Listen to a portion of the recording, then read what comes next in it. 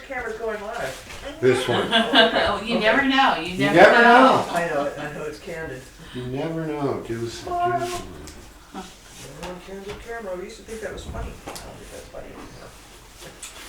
The funniest one I ever saw, it was one of the remake shows, you know, where they did it, not back in the day shows, but it was like a candid camera. And some kid had ridden up his bike up to a light post, and he chained it up and he went into the store. And they came out with a bolt cutter and they broke his lock, and they had a crane ready, and they took his bike and they went clear up and they put the frame through the light post and all the way back down and left it kind of propped there and then left. And he he couldn't figure it out. That's funny. It's like, it was so classic. It's like, how do I get this off? And how did it get? And how did it get there? It's magic. All right, We live? we're live. So that author I was telling you about, Barbara Hand Clow, C-L-O-W, she writes, Hand like hand? Barbara Hand, like, talk to the hand, Back with the hand. and Clow. And she writes on several subjects. She's written some nonfiction about the more obscure astrology things. In fact, some of the female asteroid goddesses, I believe, there's a book on that. And she channels a lot on past lives, hers apparently, where she was always a female priestess in different ancient cultures. And it's great reading to learn about female mysteries, you know, and you who happen to be in female bodies will probably get more out of it than I would, because there's a limit of how much I can do with that information.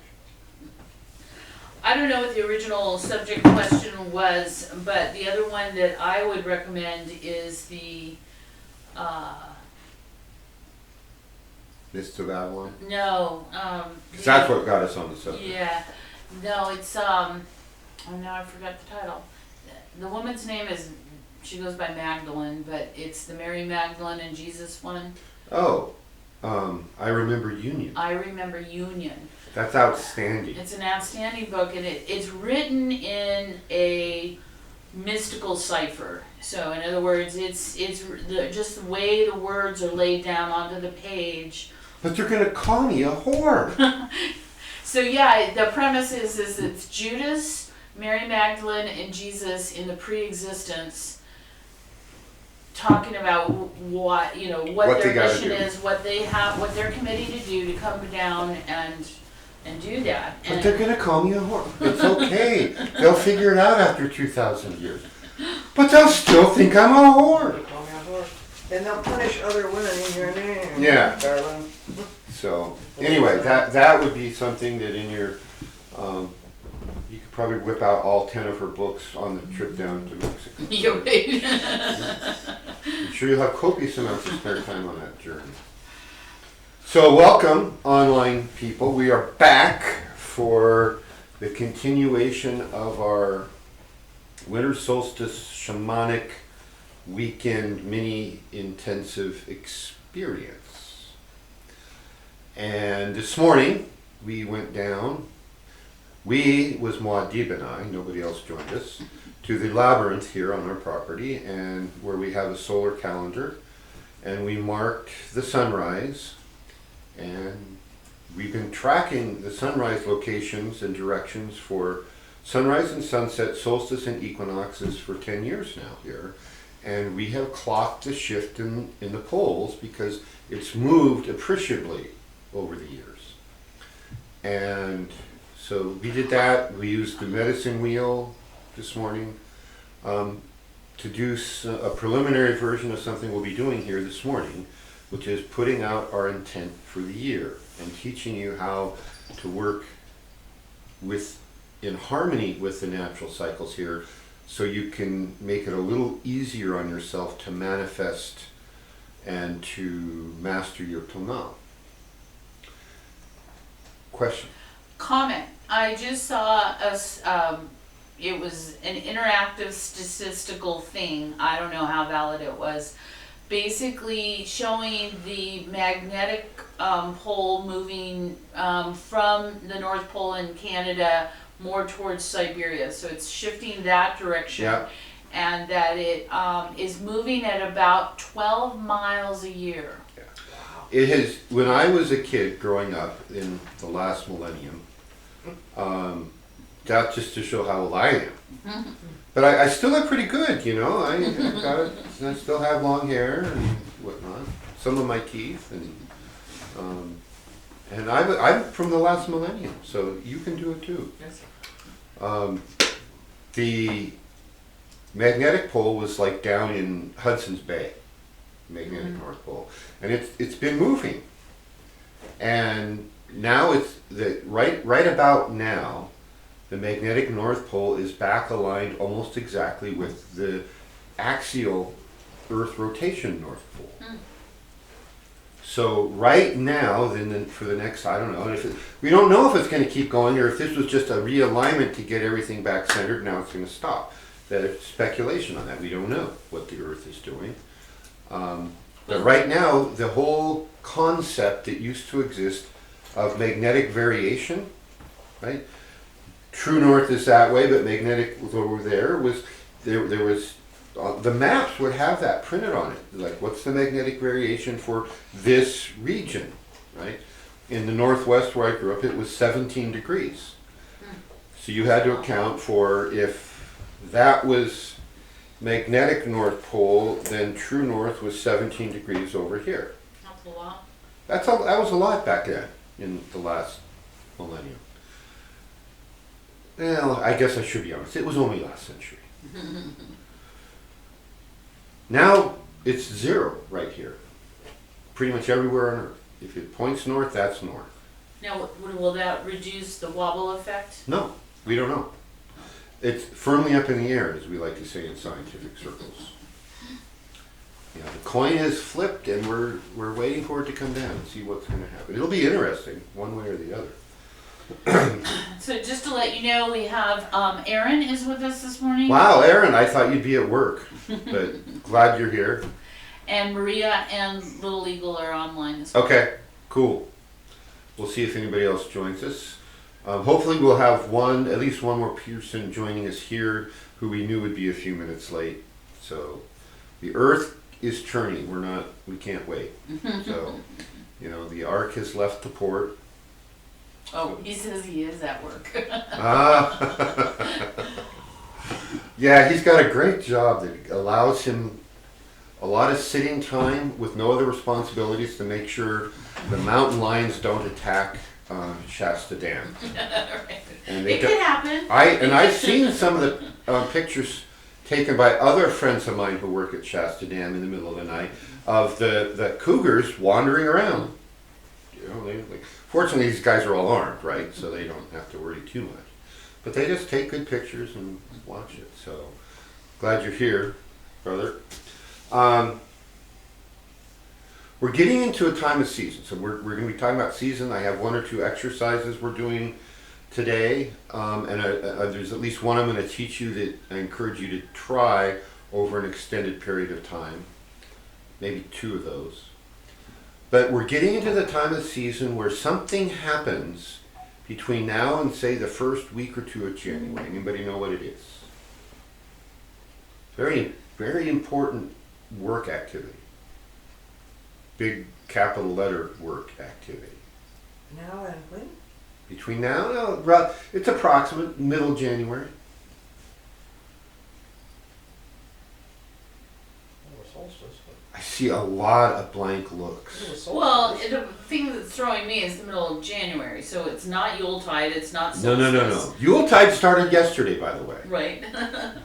All For right. those who don't know, the tradition has become Yuletide, the definition rather, not tradition, from the eve of winter solstice through the end of New Year's Day. We have permission to party. 12 days of Christmas is the way the much later medievalists kind of stole the ancient holiday, but that 12-day period, a little before to a little after solstice, is Yuletide. No, what I'm talking about is even more important than Yuletide. It's the period of time when the January editions of supermarket tabloids hit the stand. Now I would have guessed that. Right. You should have guessed. You should have known. And here's why. It's because those are the issues where all the astrologers put out their prognostications for the year. Right? And my challenge to you is go pick up one or two next trip to the supermarket and look at two things. The first and most important thing is when they are saying, here's what's going to happen to you, watch out for this. How many of those are fear-based? And how many of those are positive in their message? Okay. It's going to be 90-95% are fear-based. Fear is being used as a great tool against you, right? Oh my gosh, this bad thing might happen. Oh, all these 8 famous astrologers all saying bad things, different versions, different variations, right? Everyone knows the Earth was hit by a comet and destroyed in 2000, right? Right, and all when the clocks turned, when the year turned, Y2K, all the airplanes. Oh, I remember. All the airplanes dropped out of the sky. I was right in the middle of that Y2K stuff, yeah.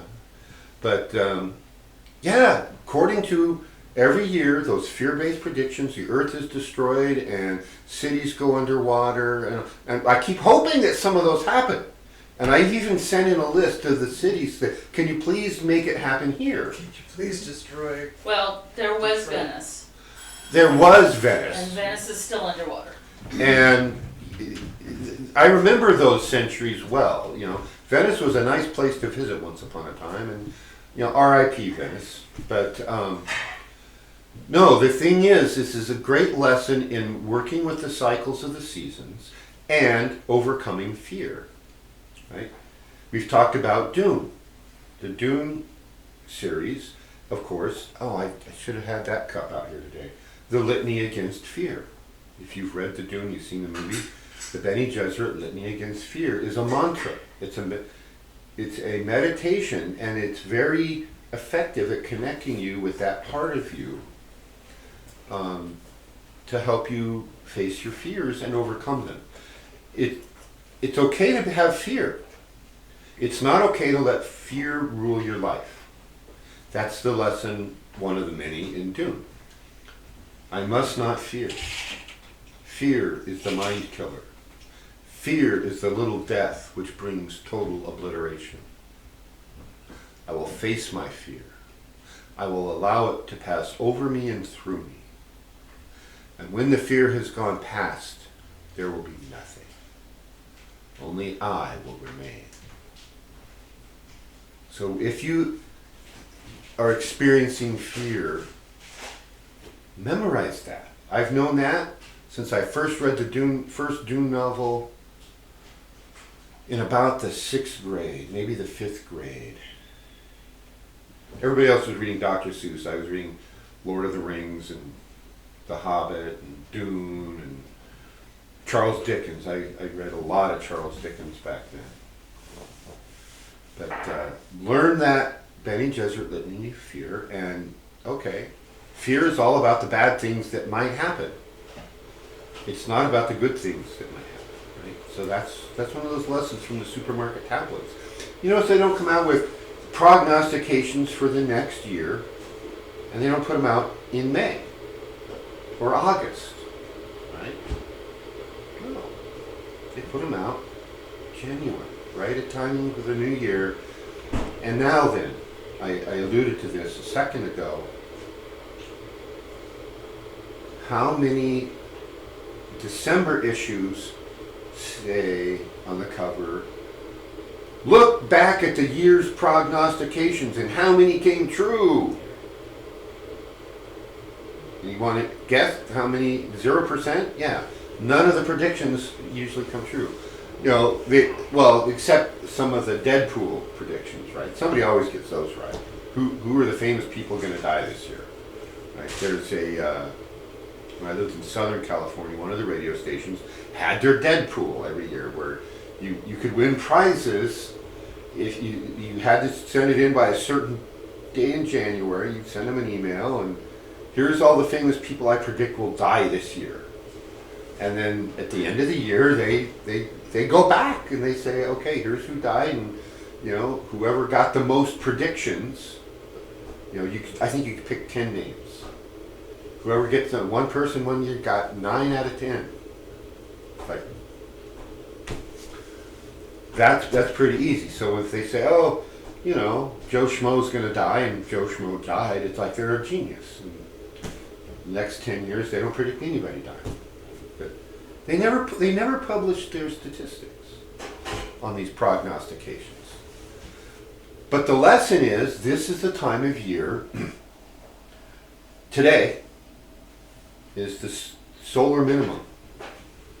Longest night, shortest day of the year, right? At 8:19 tonight, Pacific Coast time, is the exact moment in the Earth's orbit around the sun where we're at that closest point, and because we're angled away from the sun, we get less sun in the northern hemisphere, and that's defined as winter solstice. So here we are. Don't do fear, but go get your what do you call it? Your supermarket tabloids and save them for the year. What was the second thing we were supposed to do? Oh, well, I haven't gotten to the second thing you're supposed to do. I was just saying, at the end of the year, I was pointing out that the tabloids never publish the results. Oh, right. In December. You will never see in the supermarket tabloids, in the December issue, how their last year's predictions did. We've taken all of these who failed at their predictions out, and they have been executed. The new psychics will be brought in to try again next year. So, I'm still waiting for that, but you notice I'm very carefully not holding my breath. Right. Waiting for it. So, yeah, we're going to get into a couple of exercises here in a little bit, and I just want to say welcome to anybody online who's watching. This is actually, if you were here taking part of everything indoor and outdoor, it's a paid event, and if you're watching online for all or part, and you feel like making a donation to the cause, Toltec Shamanic Arts.org, there's a donate button at the bottom of the page. Just, don't feel embarrassed. No donation is too large. Really.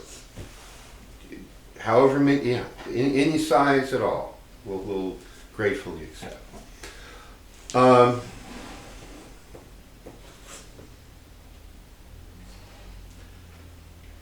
So the tonal is everything we know about the universe, right? The known. There's probably a lot that could be said about other planets, even in our solar system. On a day-to-day basis, however, how much do they affect you? Well, we don't know, really. We don't know. We believe there's an effect, both gravitationally and on the higher planes due to quantum mechanical things. But let me rephrase my question that I'm posing. How much do the moons of Jupiter affect you compared to the moon of Earth? Right? Our local neighborhood is the most important to learn and master first. Okay? So the science of astrology certainly has scientific and empirical validity. But learn this one first.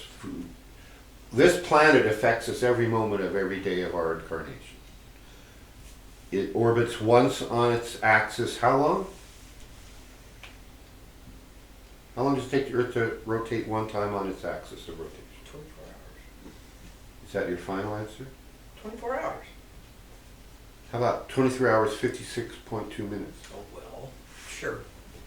Yeah, once a day. We have this day, night, light, dark cycle based on our We are planet. losing time, I understand. And the Earth is actually slowing down. I can't remember how many seconds every 10 years, but it's measurable. It's slowing down. We have the gravity of the planet. We have the intelligence of the planet. So the first thing we want to do is we want to learn to track our local planet's rotation. That's the activity that we did here last night, called Resh. There's a way of syncing your body into the natural cycles of the earth. Sunrise, sunset, 12 noon, and 12 midnight. And performing Resh, and if you want to get the handout on it, let us know. Oh, I already sent it to everybody that's online right now, but if somebody else watches this. Even Aaron? Even Aaron. Aaron got an email. Okay, there you He go. was online last night, so he got an email. So anybody who watches this later, we can be bribed to send you the Resh handout. It's a set of postures, and posture is very important. It puts you in a certain mood. It puts you in a certain brainwave frequency pattern that makes you receptive. Right? Especially for people who do shift work, who work, third shift perpetually, things like that. It's really important to maintain those natural connections, because this is our biological machines have evolved in harmony with the natural cycles of this planet. So the other thing, which is I want to draw a picture for, to give you a visual on this, is that one, I want that one, I want, I'll do that. Okay, here's the ground. I'll hold this up in a minute, gang. And here's the sun.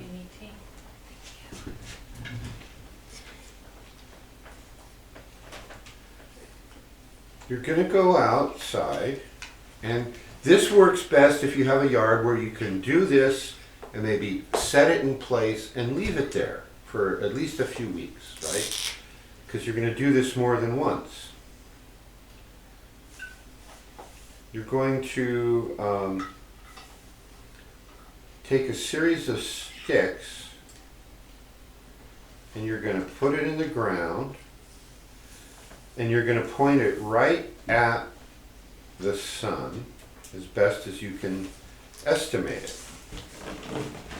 Like so. Is that visible on the camera? Yeah. Okay. And then from the top view, you're going to do it, like as the sun. Okay, so this is side. I'll make that clear. And down here is the top. So I'm putting the top on the bottom, just so maybe all you need is like 3, 4, 5 times in the day.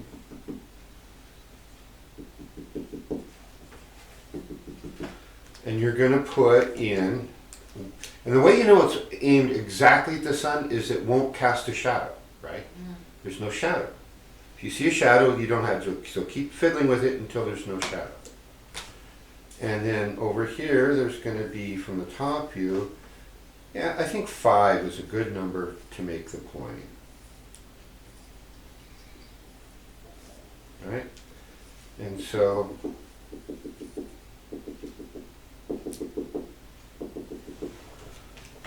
like so. So this is looking from the top. Try to get it close to the camera. There's a lot of reflection on the screen. Is that better? Yeah. So are you talking about having 5 different sticks or Yeah. 5 different placements? 5 sticks, place them right side of the other. So you've got this, right? Right. You see what it is, and this, from the side view, this is what each stick will look like. Right. Right? Then come back maybe a month later. Leave those sticks in place if you can, And then the sun, if you're getting from like now until June, the sun will be getting higher every day. Now we need to draw the side view on this. And then you're going to see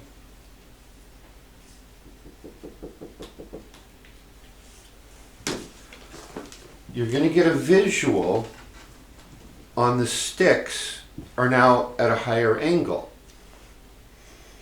I mean, we all kind of intuitively know this, but if you do an experiment, something like this, it's going to show you graphically, three-dimensional there, right in front of you. Yeah, the season is changing. I'll come back to the whiteboard later. That's two things. That's the Earth's rotation on its axis, and you're starting to see the effect of the Earth's orbit around the sun. Right? If you do that for 6 months, you'll get from the lowest point today up that the highest point is on summer solstice. 6 months from today. So that's an exercise you can do on your own at home. We don't have time to do that 5 times today. We'll go out at noon and we'll do the noontime rush, and then late afternoon we'll do the evening rush. Question? That would probably show, quicker, like within a month or so, the dramatic movement of the sun. Right. But if you are living in the same place, note tonight on the horizon line where the sun goes down. And, you can maybe make a little sketch in your journal. Okay, it's like the Eddy Mountains, and there's this bump and this crag, and, this tree is outside my front door and it's right next to that. And then look at that again at equinox and at summer solstice. Right. And you'll see what a huge Right. movement the sun makes just on the horizon lines. Right. It's incredible. Or just take a picture even as the sun's going down, so you can then clock it and then come back and compare. So the way we work with these is that we have Earth energies, we have lunar energies, and we have solar energies. And the fullness of your astrology with every planet and planetoid and every possible nuance is a great place to work up to. But start with these 3. Earth, Moon, Sun. Right? So today's winter solstice. So let's talk about the cycle, the sun cycle. It's created by the Earth's axis being tilted with respect to the plane of the Earth's orbit around the sun. So right now the sun is here and we're pointed away from it. So even though we're actually closer to the sun than we are in summer, because we're pointed away, we're getting less sunlight. That's why it's colder and darker now. Now, as you move around the sun in 6 months, we're pointed right at it. And that's why summers are hotter in the northern hemisphere. So from now until June, the solar cycle is building. Oh, lover, I think your cat is out of control. For those who know Seatlamina, she's out of control. So this next 6 months is a really good time to launch new things that will build. You can think of it as an analogy of planting a seed that will germinate and grow. It's a building solar cycle, and it's a long term. So planning, like today, what you're going to implement over the next 12 months, a lot of things besides crops are done like on a yearly cycle. So it's hard to think about planning 10 years ahead for some people, but 1 year is okay. So start with one. What is it you want to accomplish this next year. And we're going to do an exercise here in just a few minutes to help you tap into that. Mina? Once we pass the solstice, then the sun goes into a waning period. You know what's really nice? Isn't it I already in a waning period? What, the sun? Mm-hmm. Well, it's waning until 8:19 tonight. Right. And you said after the solstice. After the summer solstice. Oh, summer. Okay. Yeah, I said. Yeah, I'm sorry if I wasn't clear. Obviously, I wasn't. Is the next 6 months from today, things are building. Once we pass summer solstice, I don't think I said summer.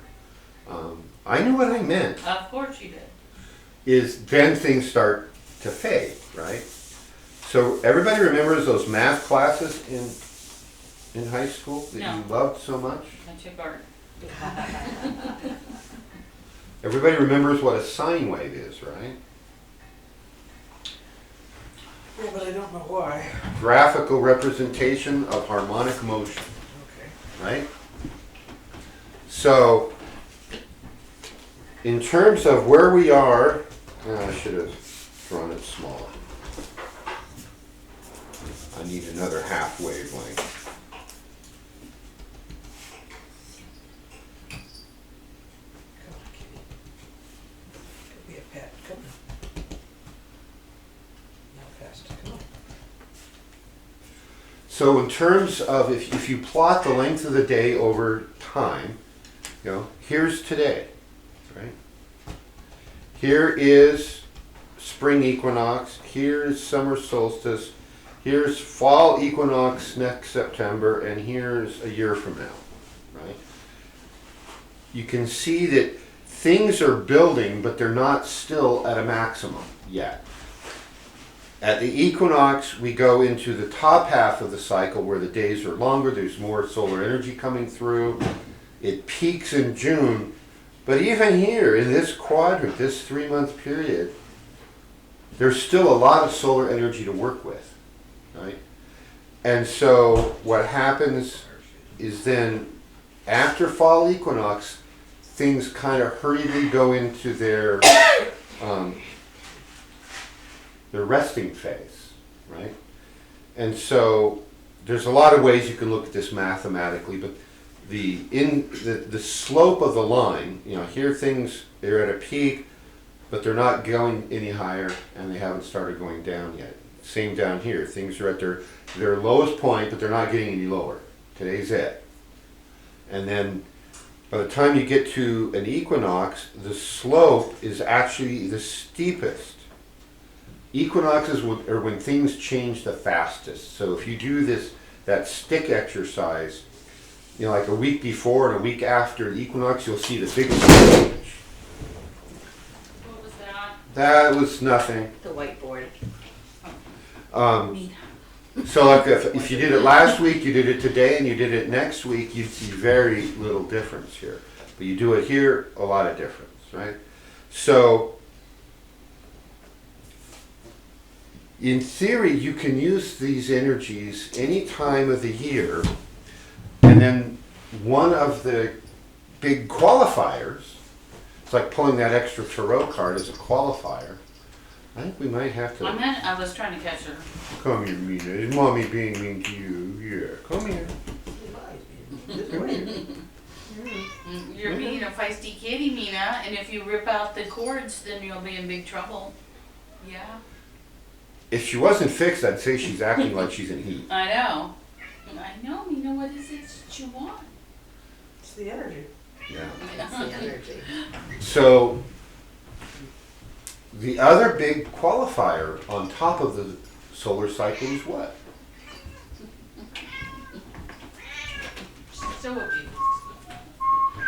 You're so abused. Toltec Jeopardy. Fire. Lunar cycles. Oh, of course. Of course, lunar cycles. Lunar cycles are so amazing, right? I don't have time to talk about everything about lunar cycles today, but that's another energy the solar is obviously a big yang energy, and the lunar cycle is a yin energy. It's cycling once every 28 days. We get the lunar energy, and as it goes through its cycle from new moon to first quarter to full moon to third quarter and back to new moon, the first 2 weeks are a building energy. And then the second 2 weeks are a waning energy. Very similar sine wave can be drawn for the lunar energies, just like solar is. So one of the ways you can use those two together is you depending on what you want to do, right?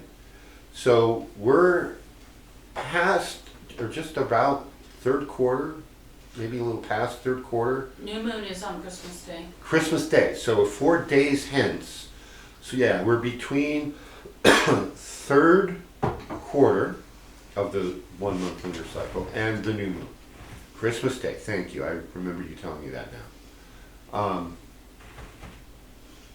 So Christmas, between now and Christmas, we're pretty much at the total ebb. This is the tide has gone out, and it's as low as it's going to get for the year, right?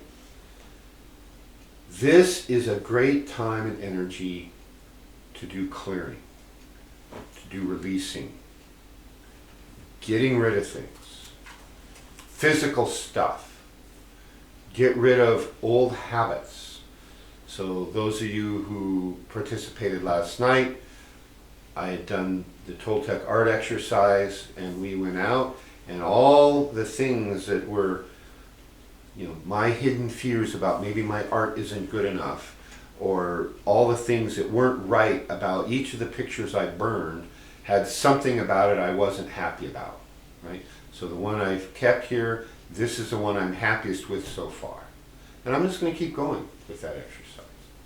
But release. This is the time of year to release, clear. Get rid of anything that no longer serves. Question. I just wanted to make a comment about that in relationship to the so-called Christmas holidays.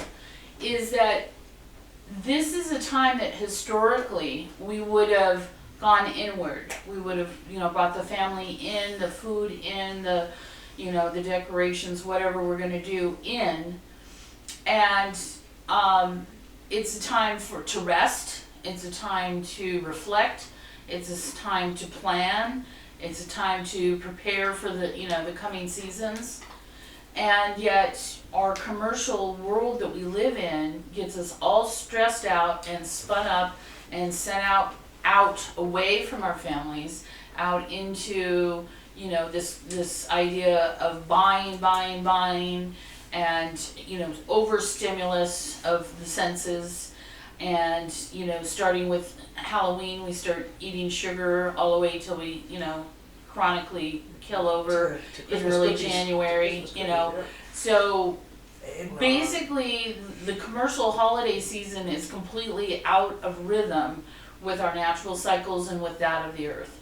And so if nothing else, if you try to create a space within these times, if you have time off of work and stuff, and instead of pushing yourself further, is to pamper yourself, take care of yourself, give yourself time to journal, release these things that are no longer needed. Because there really is an energetic imbalance there with the way things have been historically and what they've become in the last 100 years with commercialism. Thank you for sharing that. That's absolutely true. This, for example, based on something you just said, is a really good time for that inner introspection to go back and read your journals for the last year, which is something I'm going to be working on between now and New Year's, over this 12-day Yuletide period. At any point in the year, if you want to give something a little extra oomph and a little extra focus, then you wait until just after new moon. And you've got that 2 weeks of a building period, and then you can put your manifestations out. You can just plan it, execute it, make the phone calls. Everybody gets alarmed about Mercury retrograde, and with some justification for that. A lot of what goes for Mercury retrograde issues are actually sometimes working against the lunar cycle issues. The moon is much closer, it has a much bigger influence on Earth. So if you're working against, you're trying to do a building in the waning half of the moon, Yeah. it's not so good. Oh, I misunderstood what you were saying, but, so like, for example, if after summer solstice and the year is waning, but you still wanna make stuff happen, use the building moon Yeah. then to put that energy out. That's where we were going to Yeah. get to eventually. So yeah, that's how you counteract some of the longer term solar cycle issues, is you can augment that. So even like, let's say in the springtime, between spring equinox and summer solstice, it's a big building part of the year, but if you want to clear something out, wait until the waning half of the moon cycle to do it. So there's a lot of things that happen in those times of year. So, and how to use these cycles. So the first main question I want all of you to start working on and addressing. And so, does everybody have a journal? Not on me. Lost mine. Okay, let's see You if have a we piece of can. paper? Yeah, Yeah. we'll get you you can Or use a this little- clipboard, and we'll get you some paper. And we're going to be doing an exercise, after which you're going to want to write some things down. You have a writing implement. That's always nice, Of choice. so that you don't have to bite the tip off your finger and write in blood. No, yeah. Yeah, I don't have to slip. Ew. Yeah, it works a lot better if you have Yeah. a modern writing implement. Yeah, it's so like the old-fashioned fountain pens they have to dip, they worked in blood too. When you dip them in blood, you can write. And people would swear oaths, right? And they would sign their name in their own blood on a parchment. Jack the Ripper wrote in blood too. Well, that was a little different. Yeah, that was a little different. Kind of binding.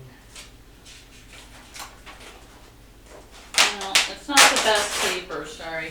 Pass this over. Let me use that. And you need a pen? I have one, thank you. Okay, so what we're going to do is I'm going to teach you a simple exercise. Some of you have done it before, for some of you it's new. It's going to put you into a place of consciousness that will connect you with your inner guide, your inner teacher.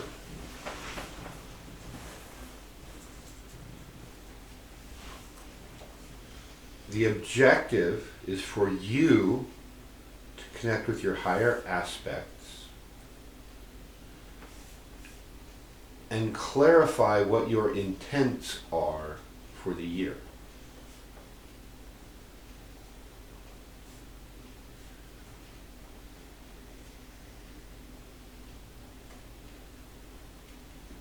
So, if you've got that basic idea written down, sit comfortably with your spine aligned with gravity. Wiggle around so you're not leaning too far forward or back or to the side.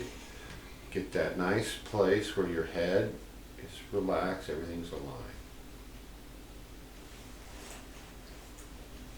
You're going to need your journal down, Patricia, because you're going to be using your hands in just a moment.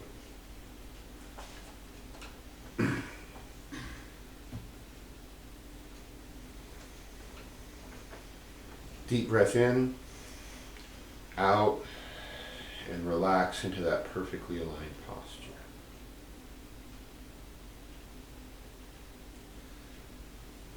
Use a two-fingered mudra like this. Place this over your heart. 2-fingered mudra with the other hand. Place it on your right elbow. Take a deep breath in, and as you exhale, repeat the word peace. Peace. Peace. And slide your fingers towards your heart. Peace. Peace. Peace. Peace. Peace. Peace. Peace. Peace. This hand down. And now the mantra is, I am. I am. I am. I am. I am. I am. I am. I am. I am. Over here, the mantra is love. Love. Love. Love. Love. Love. Love. Love. Love. Take the 2 fingers and very lightly touch your forehead.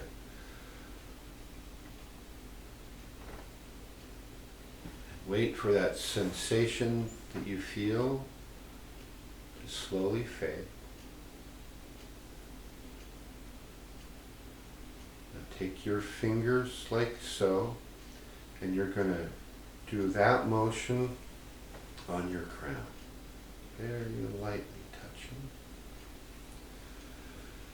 And now we're going to take a few minutes, connect with your inner teacher on your goals and objectives for the year.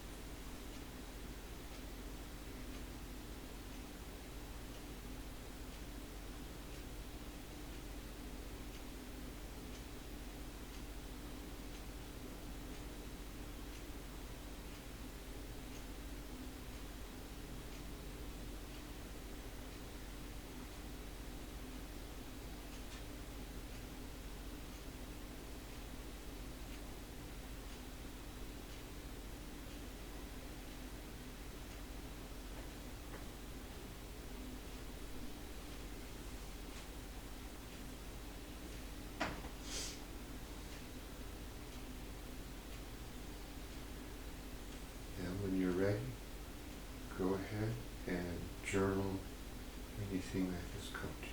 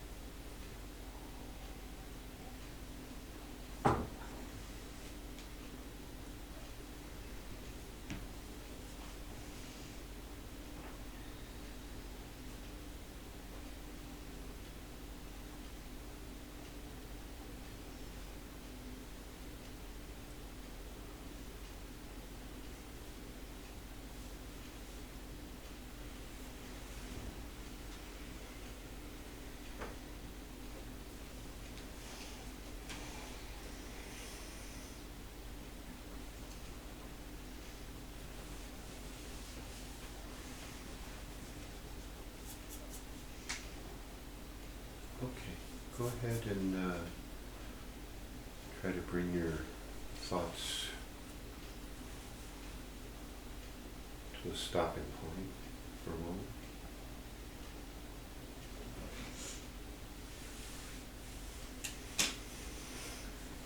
And this invitation goes to those online as well.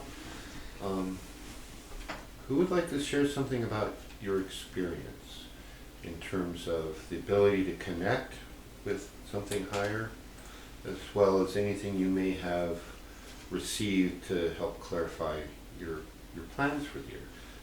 No requirement to share that unless you choose to, but I invite you into this space, this safe, protected space, to do so if you wish.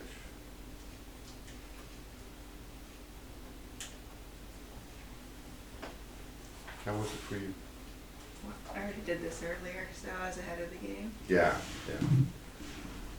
But it was good. I got a lot of information. I know what I need to do. Okay.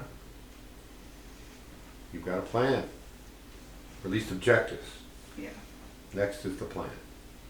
We may work on plans this afternoon. How about you, Patricia? I think one of what I was getting is just a general broader expansion into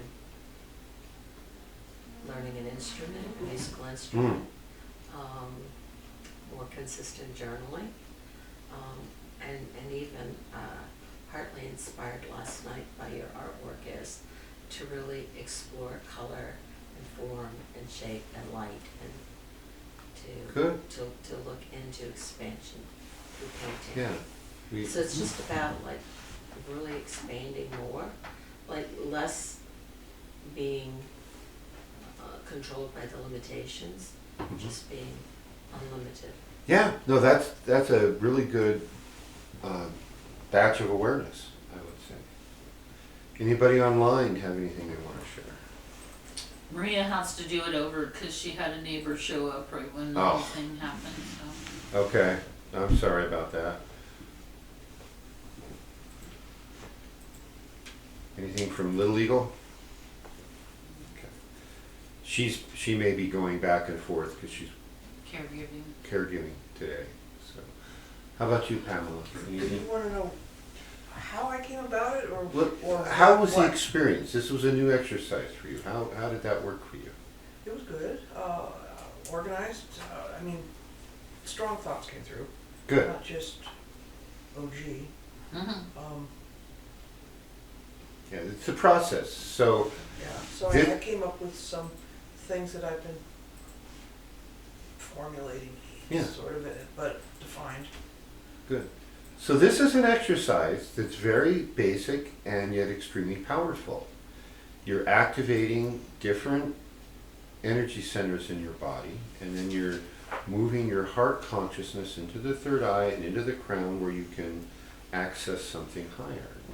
So it's a very elegant exercise of how to enhance your natural consciousness. And then the key then is, what is your intent? What is your question? And so you can use this exercise for almost any manner of things. Now you've got, let's say, you've got the ideas, now you need detailed plans. You can use it to help figure out those. You can use it, okay, you're expanding into some new areas, so you can use it to get more information about those. As simple as it is in appearance, its design and choreography of this exercise, it's called the inner teacher exercise. And it's powerful. And then, Aaron said that he felt a vibration. Ah, good. And so, of course, he's at work too, so it's harder to get into the more meditative space. Right. But I've had for quite a while a problem with writer's block, and I have a lot that I need to write, and it's more, deep level stuff or more creative kind of writing. And so I've been practicing doing the inner teacher and then with the intent of writing. And a couple of us went down for, no, it was the writer's workshop. Right. Yeah, there's a modification to this we do when I teach the writing workshop that Coyote taught. So. Yeah. So anyway, it is helpful for, you know, just getting you in the right place to do something that you need to do, whatever it might be. Yeah. It really is one of the most effective means I've found to augment your meditations and shut out the distractions, with the possible exception of neighbors banging on the door. So And yeah. barking dogs. And barking dogs. Well, Her dog barks at everything. If we turn the handle on our bathroom and it picks up on the mic, her dog barks. so yeah, we'll be in a Monday night thing, and somebody will go to the next room, and the dog hears the squeaky hinge and barks. So.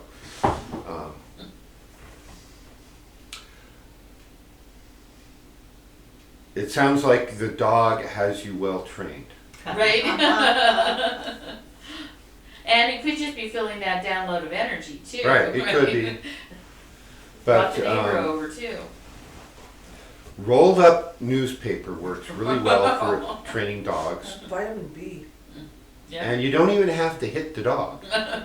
You roll it up like this and you go smack. And you may have to hit the dog once.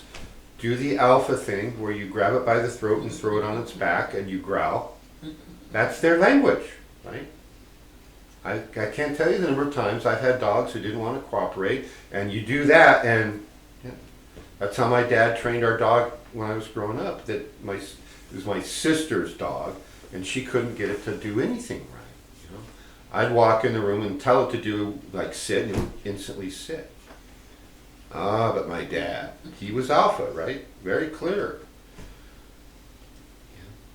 He'd walk in the room and look at the dog, and the dog would sit. No, none of this have to tell it or spank it or anything. No, it's just, and then my sister would get so mad.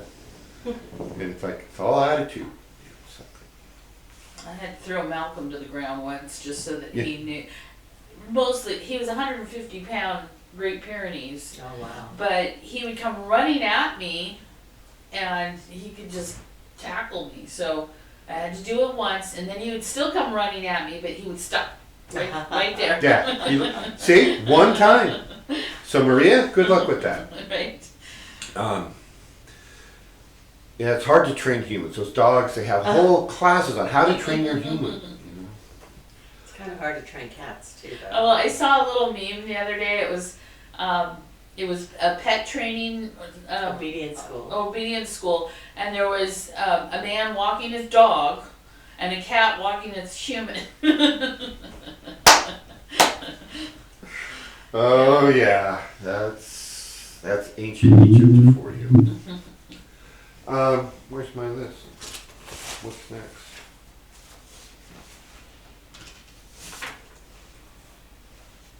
Okay.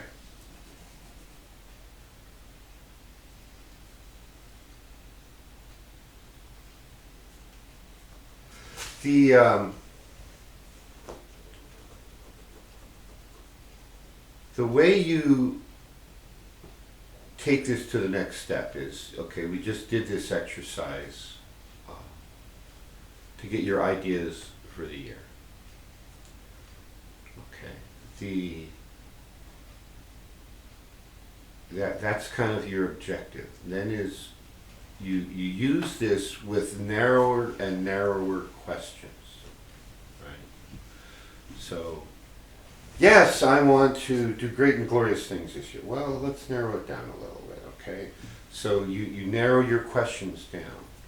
And it's a little bit like, in some of the healing work, what we call kinesiology is a broad topic of whether it's muscle testing with this horribly inaccurate and inefficient arm thing, or the O-ring test, or just when you get good with the energy, you know, it's more like Obi-Wan Kenobi in the Force, just, you know, like that, which I do a lot of, right? I would have laughed a dozen years ago if you told me that was possible. And now it's like I do it every day. See, you don't even have crystals. You're just a hand waving. Yeah, I'm a hand-waving hippie now. So, yeah, I went through my crystal way, literally, where I had my crystal pendulums, and I got really good with that. And then I learned the O-ring test, and then I got to a point where 99.9% of the time I knew what the answer would be before I got out my pendulum and before I did the O-ring test. And so then I started systematically, and yeah, there's subtle variations in that, right? And so the key with all that is asking the right question. You have to be specific. So you're basically getting a binary answer, a yes or a no, a strong or a weak, let's say. Let's say you're doing this one. This is the bidigital O-ring test is the only reliable muscle testing that I recommend. In part because, let's say you've got a client on the table with their eyes closed, they don't even know you're testing. So you just completely eliminated using their broken shoulder to muscle test, is their shoulder broken, right? You know, broken is being a relative term. So you don't want to make your measurements with a broken scientific instrument. So you completely get their physical body out of the loop, right? And so you're just your fields to their fields. You know, what is it, the Vulcan mind meld? My mind to your mind, you know, Mr. Spock. Absolutely true. That's exactly what my higher mind talking to your higher mind and getting answers. And when I first started doing that, you get all manner of visuals, right? Weird things. I remember once I was working with someone about what was wrong with their knee, and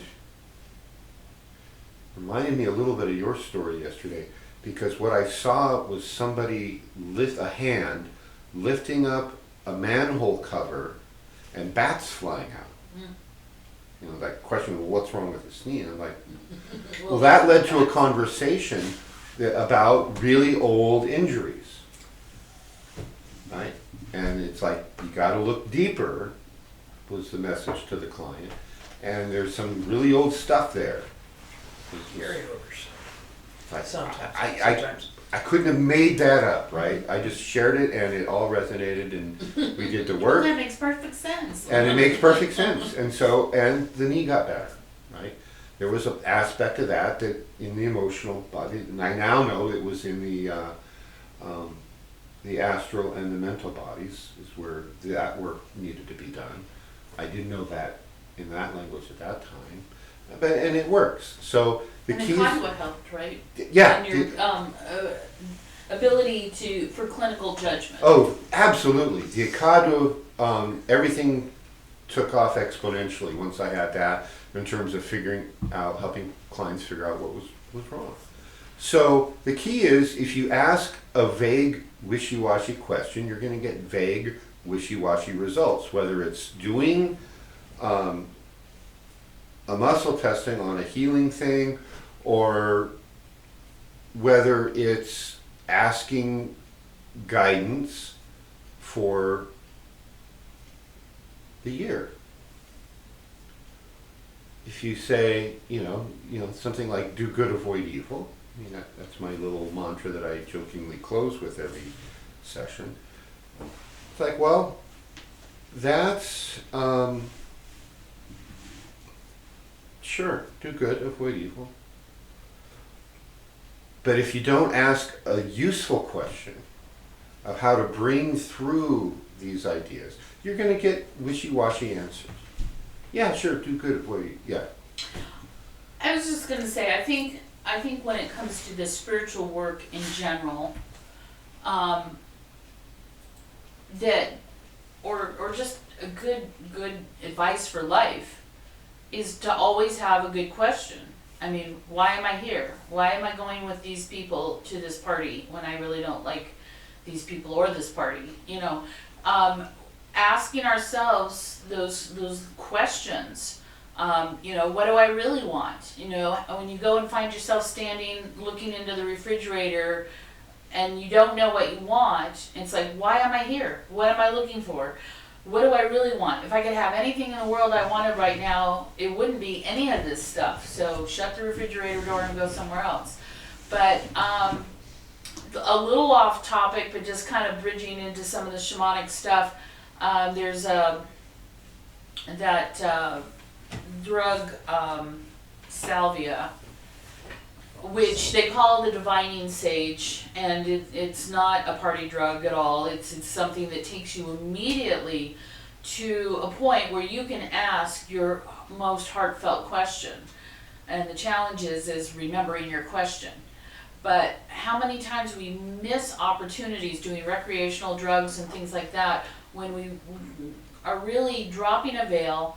We have the whole pantheon of angels, guides, gods, whatever, there to help us, and we don't even know what we want.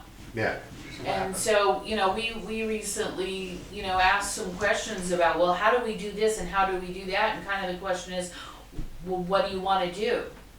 What, why do you want to know these things? Because, it's like saying, I want a machine gun. Well, why? What are you going to do with it? Well, I don't know. I just want a machine gun. It's like, okay, well, before we're going to give you the secrets to the universe and hand you all this power and all these abilities, you might want to have a good intent for why you're doing what you're doing. So I think it all comes back to intent and attention. Right. It all comes back there. So a couple more things I want to add about the solar and the lunar cycles. And that is the solar cycles, the sun represents that strong male energy, which on the tree of life is the descending pillar. That's the left one as you look at it, it's the right one as you superimpose.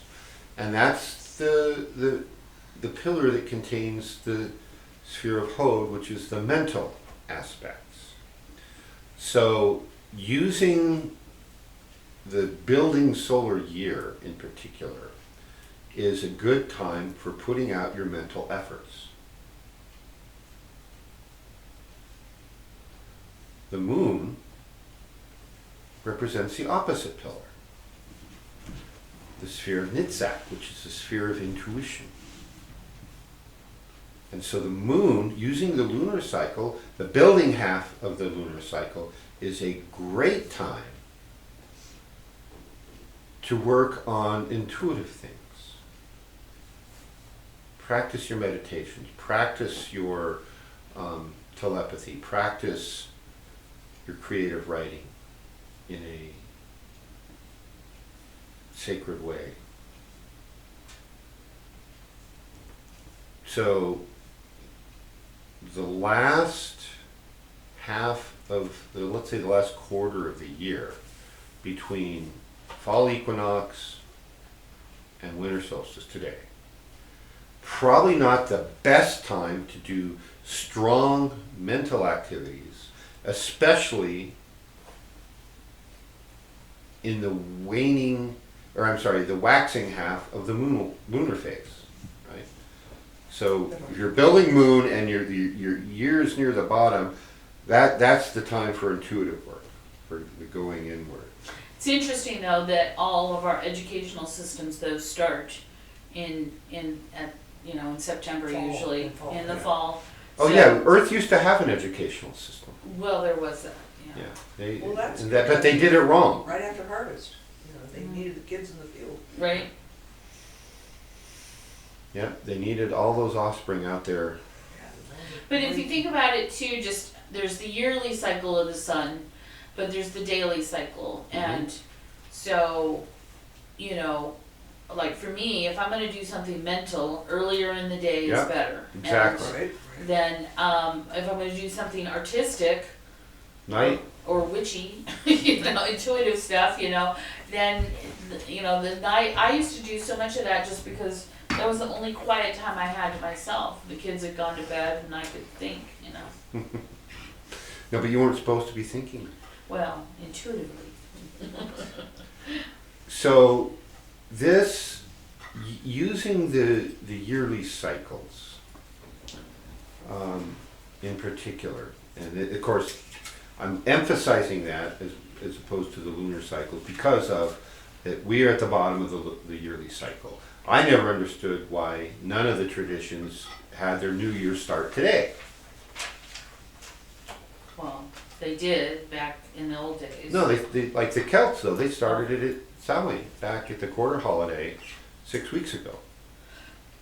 Well, that's a quarter holiday, and so that makes this, though, the new year. I mean, in other words, that was the end and the dormant period, and this was the return of the sun, so this is Right. when they're celebrating the beginning The and the beginning. return of the sun. Yeah. But yeah, The dawning of the they age. ended the year at Samhain, Right. and then there's this period in between of the dark night of the Yeah. soul stuff. Dark night of the soul. So, what time is it? Okay, we've got a little bit of time before we do the noontime rush. Anyone have anything else they wanted to share from their extra? Did you, Oria, have something you wanted to share from your download? Obviously I've done this exercise quite a few times in several different workshops and stuff. What did I do? Here we go. So the first thing that first thing is you asked about the process. So you did the process different than me, and so I was in my head for a while about why you were doing it that way.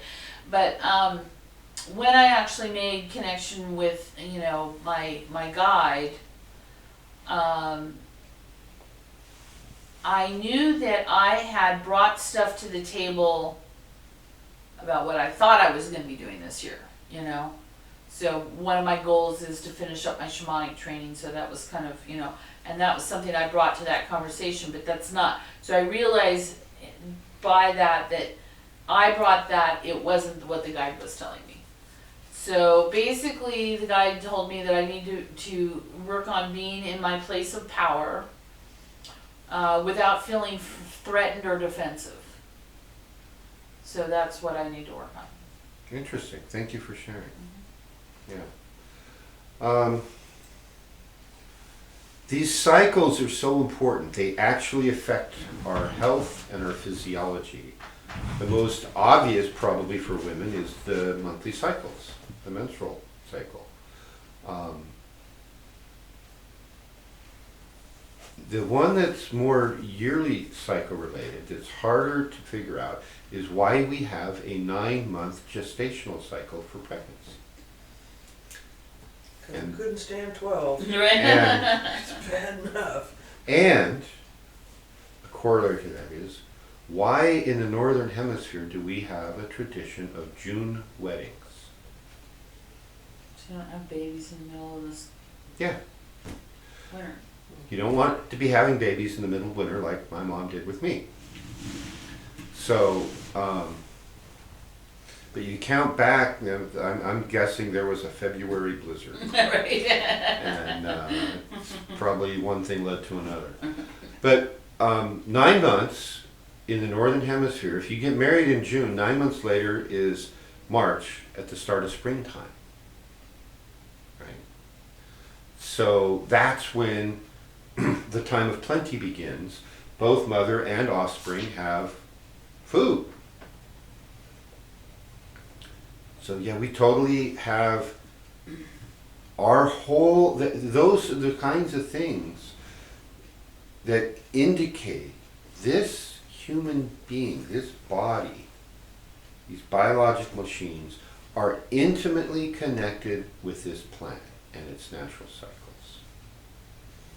I was just going to mention when we were doing, when we had dairy goats, we learned a lot about goats and their cycles and everything.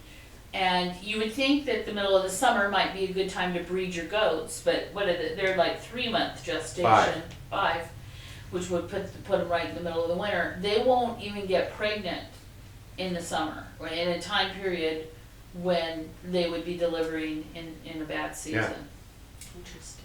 Yeah, well, it's very interesting. And once you start getting into the fall, where 5 months later it'd be early spring, like we had most of our goat babies born between February and April, I would say. The most extreme example was jumping 3 fences and or battering down gates to get in with a male who was 200 yards away in a completely different paddock. Because she was in heat. Goat went Oh, in I heat. found out what happened to Leslie's goat. She quit delivering milk, goat milk, earlier this year because the buck had got out 3 times, got in with the does, so they're all pregnant and they're not putting out milk in the winter. So Well, it sounds like she needs stronger fences for that male. yeah, she's never had males, so Oh, that's right. She used to. just bring them Yeah, she in. doesn't. Oh. We used to have a stud service with her where we'd take our little boy buck in and let him spend a couple weeks there. Well, then she had too many does that were his offspring. Right, So yeah, then we could she couldn't breed interbreed. him back to those. So when we did get rid of our male goat, like sold all the females, and the husband of the place that's building a goat dairy wanted my buck, Billy. but the wife wanted a different breed for whatever reason. So we finally found a home, and these people were so happy that they found a buck at a good price. He was going home that day to 11 does in heat. One heck. Yeah. Honey, Oh busy. my God. Yep. 11 does in heat. So But I think when you have a Got it. farm, you Okay. really start understanding more about the cycles. It's like it gets too cold out there, the chickens don't lay eggs. Right now they're not Nobody laying really thinks about those kind of things. they're But not happy. we are also these human biological machines have an animal nature. We are part of the cycles of the earth, and we forget that. I think one of the things too is like with all these things with the gluten-free people and stuff like that these days is too much wheat. But we didn't have wheat anciently in Europe. So if we came from Europe, we were eating rye and oats and things like that. And then we get into a culture where absolutely everything that we eat that's bread-like is made out of the same co-op wheat.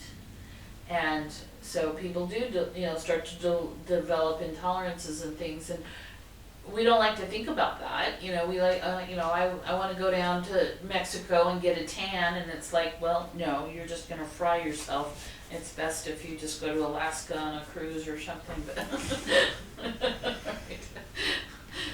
Yeah. So I think you have the basics.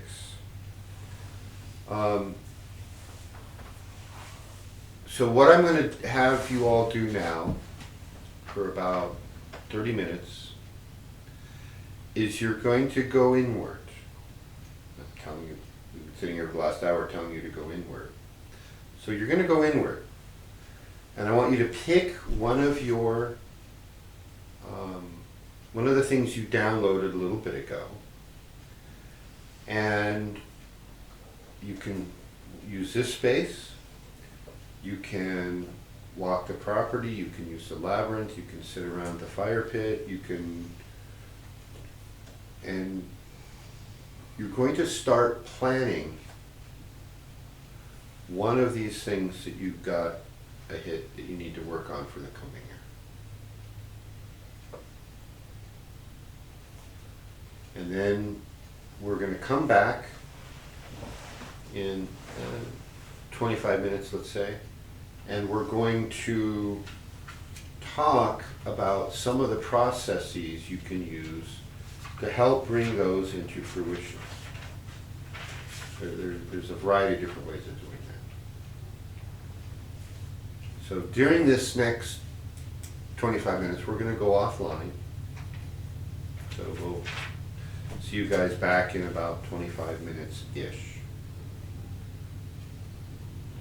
exact time is 20 after. Let's go 20 after by that clock. 20 after 11 Yeah. Pacific time. Yeah. So let's go ahead and do that. Any questions online before we click the little button? So basically, we're going to get in a meditative state. We're going to continue asking more detailed questions about one aspect Right. that we want to move forward on. Is and then the journal plan. that. That we get your goal is a more step-by-step plan of action. I just want you to start using this technique on your own, because ultimately that's the objective, is to be able to do this on your own. I won't be there every day to look over your shoulder and make you do it. Okay, let's go offline. Okay. And this space is great. You're welcome to use this or anywhere else on the property.